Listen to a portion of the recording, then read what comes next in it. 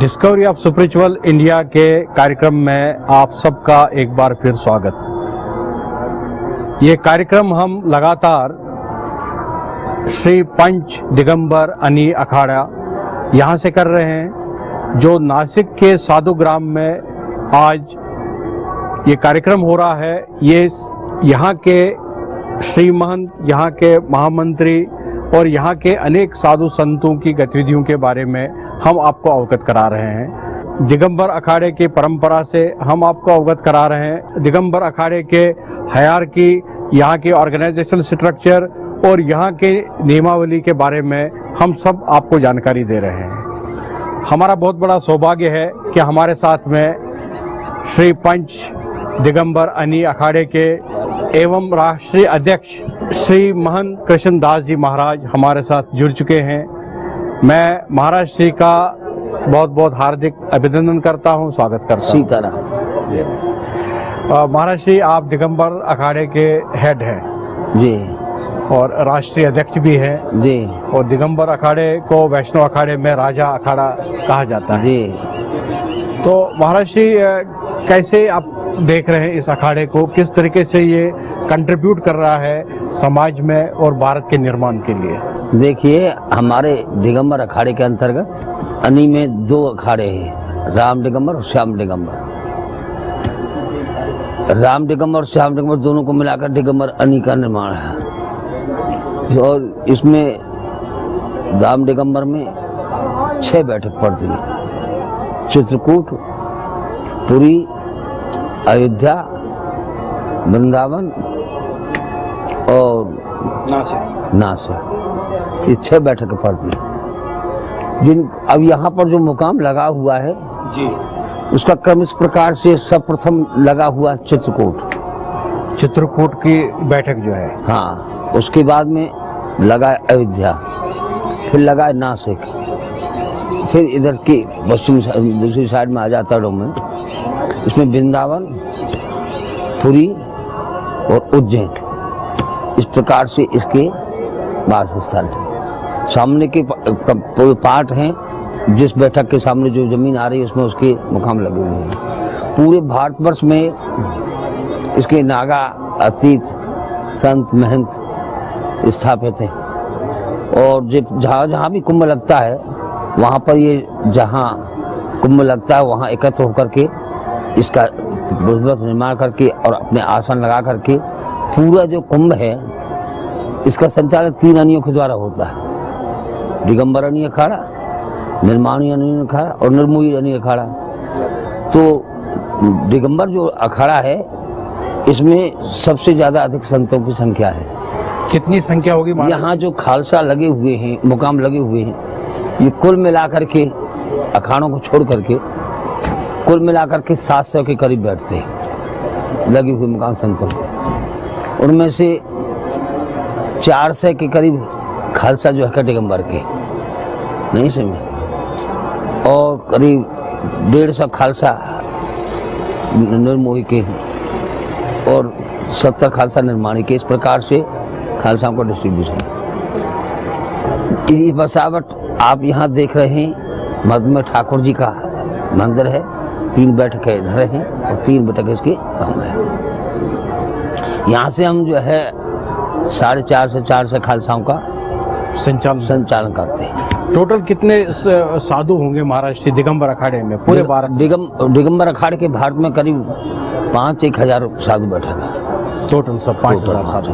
और भारत के बाहर भी आपकी कुछ शाखाएं? भारत के बाहर में कोई शाखा भी इस समय स्थापित नहीं है हमारी, क्योंकि नेपाल में है। नेपाल और भारत में, नेपाल जगह में। महाराष्ट्र जो भगवान रामानंदाचार्य जी थे, उनके जो उद्देश्य थे, उनकी जो टीचिंग्स थी, उसमें आप भारत के लिए क्या संदेश है? देखिए, ऐसा है, उत्थान पतन सृष्टि का नियम है। समय समय पर हमारे सनातन धर्म का पतन भी हुआ है और उत्थान भी हुआ है। जिसमें रामानंद जी का प्रादुर्भाव हुआ था, उनका जन्म हुआ था, उस समय हमारा सनातन धर्म पतन में था और हम लोगों का संस्कृति से ऐसा मानना है संतों का सभी का क्योंकि उन्होंने कर्म ही ऐसा किया था। उनके बचपन से ही चरित्र जो थे अद्भुत थे, जो साधारण मानव से परे थे, और दैव्य शक्ति की अनुभूति उनमें होती थी।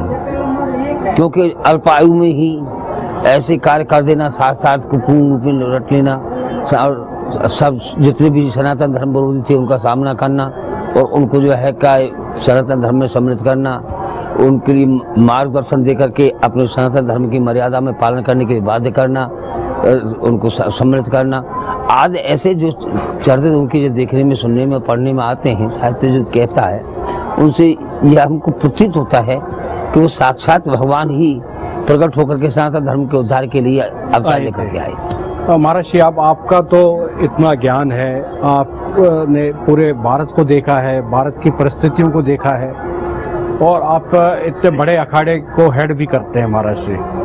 तो क्या लग रहा है आपको, भारत में इस वक्त क्या किस तरीके की परिस्थितियां हैं, किस तरीके का माहौल है हिंदुओं के प्रति, हमारे जो मंदिर है, मठ है? देखिए, हमारे धर्म ग्रंथ जो है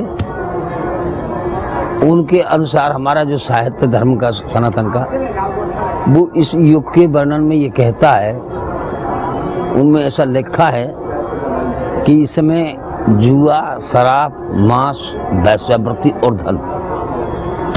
भागवत हमारा परम धर्म ग्रंथ है, जिसको आजकल ज़्यादा सनातन धर्म के प्रचार के लिए प्रयोग में लेते हैं। दूसरा रामचरितमानस, इनमें लिखा हुआ है कि जिस समय पर कलयुग का आगमन हुआ था, उस समय पर राजा परीक्षित ने कलयुग का वध करना चाहा, लेकिन वो शरणागत हो गया था। शरणागत को मारना हमारे सनातन धर्म में महापाप माना गया। रामायण में लिखा है कि आई शरण तजनी ताऊ को उठवे पर बदला गए जाओ, या शरणागत को जो तजे निज अनहित अनुमान तीन और पावर पाप में तिन्हें विलोकथान। ऐसी अनुक्तियों के आधार से सनातन धर्म का पालन करने वाले थे महाराज परीक्षित, इसलिए उनका वध न किया, और इस पर उन्होंने अपना वास स्थल मांगा कि मुझे रहने के लिए जगह दीजिए। तो महाराज परीक्षित जी ने उनके लिए 4 जगह दे दी थी, जुआ, शराब, मांस और वैसे ये 4 जगह जब परीक्षित जी ने उनकी नियुक्त की, तो क्या कहने लगे कि महाराज मैं राज करने आया हूँ, राजा हूँ जी, और राजा को सम्माननीय जगह चाहिए जिसे सभी मान सके। जुआरी को, शराबी को, मांसाहारी को, वैश्यावृत्ति करने वाले को कोई भी मान्यता नहीं देगा, इसे मुझे सर्वमान्य उच्च कोटि का स्थान दीजिए। तो महाराज परीक्षित जी ने कहा कि अब तुम अपनी तरफ से, अपने विचार से मांग लो, जो तुम्हें उचित लगे वो स्थान में दे देता हूँ। तो उन्होंने क्या मांगा? सुवर्ण। सुवर्ण धन का मूल है, सब धन सुवर्ण में सम्मिलित हो जाते हैं, यानी धन मांग लिया। आज आप देख रहे हैं जिसके पास धन है वो भले से भला, बुरे से बुरा सब कर्म कर सकता है, और उसे कोई आक्षेप नहीं जी। ये कलयुग का स्वरूप प्रमाण। इन जो मांगे हुए स्थान हैं, जुआ, शराब, मांस, वैश्यावृत्ति, इनको भी आप देखें चरम सीमा पर है, नहीं है जी, तो इस प्रकार से सनातन धर्म का पतन चल रहा है समय। हम लोग जो है इस समय पर अपने धर्म के जो अनुयायी हैं, वो सभी ये देखते हुए कि हर युग में उत्थान पतन सृष्टि का नहीं होता है, क्योंकि हर युग का प्रथम चरण जो सतयुग होता है, तृतीय त्रेता होता है, द्वापर होता है, और अंतिम कलयुग हो ही जाता है। सतयुग में भी हिरण्याकश्यप ने अंतिम चरण को कलयुग बना दिया था, त्रेता में रावण ने बना दिया था, द्वापर ने कंस ने बना दिया था, और ये तो कलयुग है ही। तो इस समय पर जो कलयुग चल रहा है, हम लोग ये समझाने की कोशिश करते हैं कि आप जो है अपने धर्म की रक्षा के लिए इन चीजों का परित्याग कीजिए, जुआ, शराब, मांस, वैश्या और लोभ के कदम इनका प्रचार करने के लिए हम अपने अखाड़े का विश्लेषण करते हैं, और जो अखाड़े के प्रति कार्य करते हैं, संत समाज को भी हम लेकर के चलते हैं। संत समाज में जहाँ भी मंदिर मठ बने हुए हैं और हमारे अखाड़े के अंतर्गत आते हैं, उन पर रहने वाले संत महंत इस प्रकार के कोई दुष्चरित्र न करें। जैसे वहाँ के क्षेत्र के हर मंदिर का क्षेत्र होता है अपना, जिले में, तहसील में, गांव में, सब जगह में अलग अलग कि वहाँ उसकी कुप्रथा न हो। जी जी। जो उसकी प्रथा चली आ रही है उसको मिटाया न जाए, उसको कलंकित न किया जाए। इसकी रक्षा के लिए भी हमारे जो है अखाड़े के सदस्य विमर्श करते रहते हैं बारह मास, और यही उपदेश हम यहाँ देने के लिए आते हैं। महाराज जी, देखने को भारत में आजकल आडंबर, स्वयंभू संत और धर्म की गिरावट ज़्यादा दिख रही है महाराज जी। ये मैंने आपको बताया ना अभी आपको, ये धन के बल पर व्यक्ति हर प्रकार के दुष्कर्म कर रहा है। तो आपका इशारा इस तरफ है कि जो हमारा धर्म है उसमें भी धन घुस गया है और कमर्शलाइज हो गया है? नहीं, बिल्कुल, आप देख नहीं रहे हो। आज धन के बल पर ही संत की महत्वता है। वास्तविक संत को अब मैं अपने आप से लेता हूँ। मैं, आप देखोगे, मैं ऐसे स्थान पर रहता हूँ जब नमक की डरी साल भर में नहीं आती। जंगल में पड़ा हूँ, 2-2 किलोमीटर, 4-4 किलोमीटर कोई गांव नहीं है, नहीं समझे। केवल यहाँ आकर के मुझे मोहर लगती है कि राष्ट्रीय अध्यक्ष है, वहाँ को मुझे देखने का समय नहीं जाएगा। क्यों? कि मेरे पास वो आडंबर में नहीं रखता, इसी में नहीं रहता, पौधे में नहीं रहता, किसी प्रकार की ऐसी बिल्डिंग बना कर नहीं रहता जैसे लोग आकर्षित हों, स्त्री पुरुषों का आवागमन हो। साधारण है, आने वाले के रोटी चाय देना। यानी जिसने धन का आशा लेकर के आडंबर बना रखा है उसकी तरफ जरूर आप हैं। उस प्रकार से जो वास्तविक जो मूल जो तत्व है धर्म का, जिसमें संतोष, शांति, सुख, परोपकार, अहिंसा परमो धर्म आदमी लिखा है, वो सब गुण आजकल बहुत आज लुप्त हो चुके हैं जी। और ये सब धन के बदौलत हुए हैं, वैश्यावृत्ति की बदौलत हुए हैं, जुआ की, शराब की बदौलत हुए हैं। क्योंकि संत जो है का ये कहीं अलग से पैदा होते नहीं, ये समाज में से आते हैं। समाज में व्यक्ति जो होती है, निवृत्ति होती है, ये जो है ग्रस्त में से आता है। और ग्रस्त में जो है ये चारों चीज व्याप्त है, तो उनमें पैतृक गुण आते हैं। तो पैतृक गुण जो है एकदम नहीं निकल पाते हैं। मान लीजिए अभी वैसे आएगी हमारे पास में, और वैसे वृत्ति करने वाला पुरुष आएगा हमारे पास में साधु बनने के लिए, तो एकदम थोड़ा वो साफ हो जाएगा, टाइम लगेगा। तो कुछ न कुछ दिन तो वो फैलाएगा गंदगी। जी जी जी। तो उस गंदगी निकालने के लिए कुछ समय लगेगा। इस प्रकार से जो है का है, ये जो कलियुग के शोषण है, इन्होंने आज समाज को पूर्ण रूप से घिस लिया है।